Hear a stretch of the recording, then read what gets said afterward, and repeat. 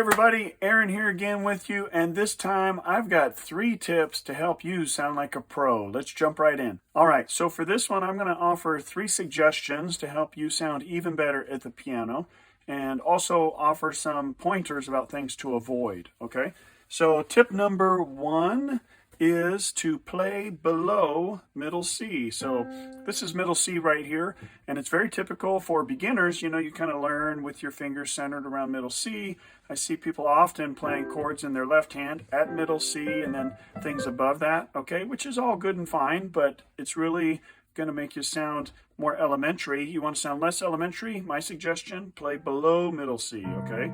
Down here in this register, this is a very nice warm sound of the piano down in this register. Now you can play at middle C, and there are times maybe you'll even play, you know, your right hand as a chord in middle C. And these suggestions are for when you're playing and singing, you're wanting to play and sound like Adele or whoever your favorite artist is, okay? So playing down in this register is going to help you with that, all right? Now that being said, what's going to be important is tip number 2. Tip number 2 is to use inversions. I can't tell you how many times I see people just learn to play the piano. Every chord they play, root position chord, that's all well and good. You need to learn what the notes are, and that's the easiest way to do so. But begin venturing out. And in case you don't know, an inversion is when you play the notes in a different order. Okay, so rather than having the C at the bottom right here, I might take this G and play this G down here. Okay, like that. This is an inversion. We call this C second inversion, okay? And then this is also an inversion. I love this inversion, both of these,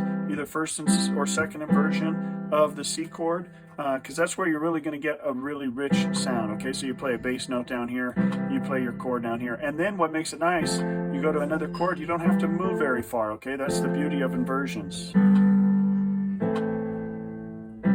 Okay, and so using inversions is really going to help you. That is tip number 2. Learn those inversions and put them into practice. My third and final tip for you guys, tip number 3, play less. You may have heard it before, less is more. That is so true when you're playing the piano. You might think, hey, I got to play a lot of fancy notes in order to sound good and make it, you know, seem like I know what I'm doing.